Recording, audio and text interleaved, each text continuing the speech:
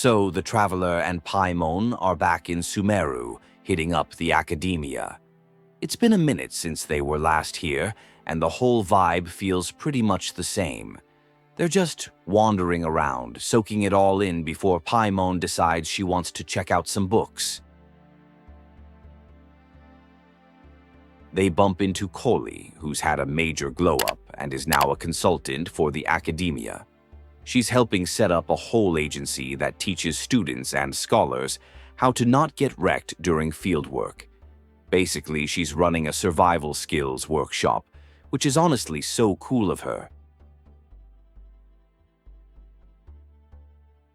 The tea gets spilled that Cyno and Sethos are heading over to Gandharvaville. Nobody's sure if it's for official business or just to get some TCG matches in. Paimon, ever the curious one, decides they absolutely have to go investigate this little side quest and see what's up. Things take a serious turn when they find Layla, who is not doing well at all. She's completely out of it, delirious and mumbling about moons. Turns out another guy, Jor, was found in the same state. Both were rescued from the desert after a seriously bad time in some ruins.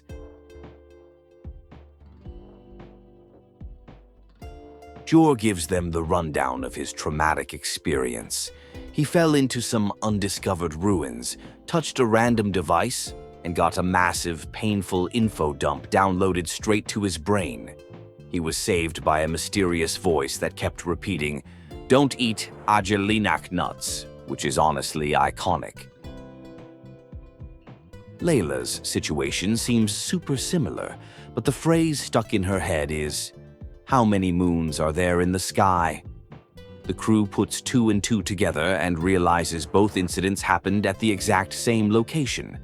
Something is definitely sus about that place, and it needs investigating. Layla, bless her heart, tries to help even though her memory is totally fried.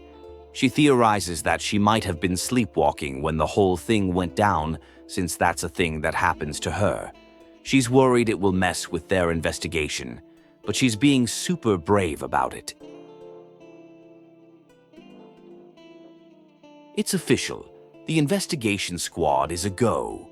The Traveler, Paimon, Cyno, Tighnari, and a recovering Layla all agree to meet up in 2 days to head back to the ruin. It's time to get to the bottom of this mystery once and for all. The tension is definitely building. Plot twist.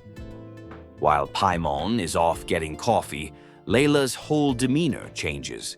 Her alternate personality, who is wide awake and full of energy, emerges.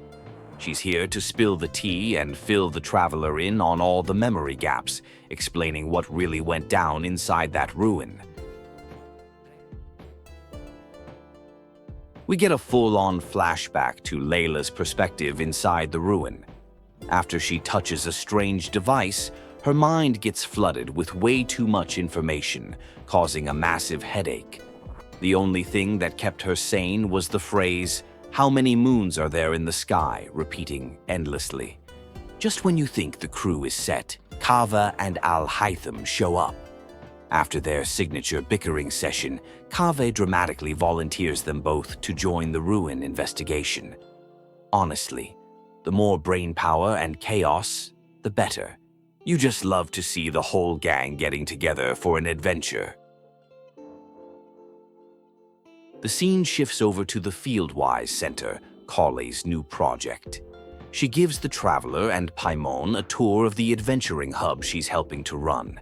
It's got big-time rookie quest board energy, designed to get students prepped and ready for all the dangers of fieldwork in Sumeru. Next, they meet Madame Farozan, who's serving as the resident tech genius. She's consulting on a puzzle-solving gadget that looks just like her, but she thinks the design is way too childish.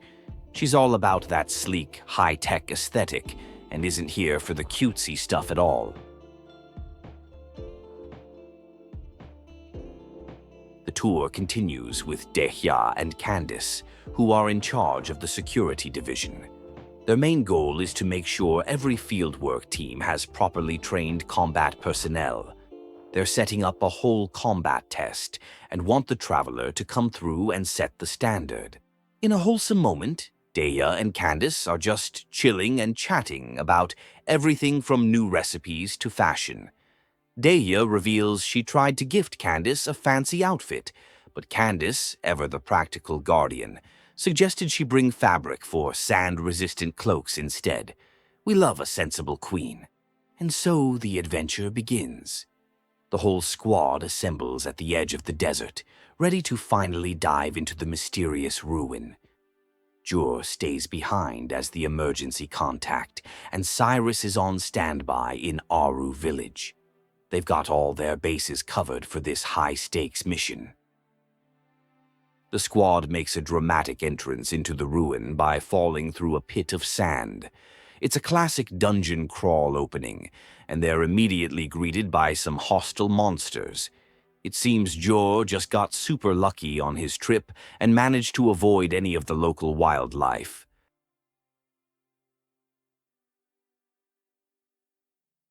Facing multiple paths, the team decides to split up to cover more ground. They break off into 3 smaller groups to explore the different chambers. It's giving classic "let's split up" gang energy, and of course Paimon immediately calls dibs on sticking with the traveler for safety. Tighnari's group stumbles upon an ancient mural depicting a goat, an ibis, and a crocodile.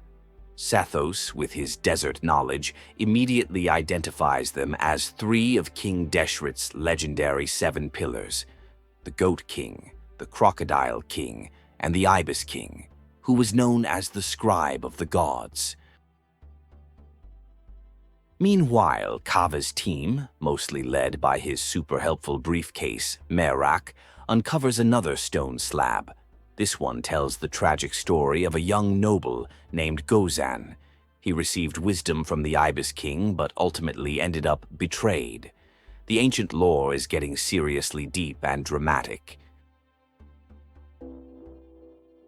They find another slab that tells a similar tale about a dancing girl named Masira. She also received a gift of wisdom from the Ibis King and rose to become queen. But her story also had a tragic ending.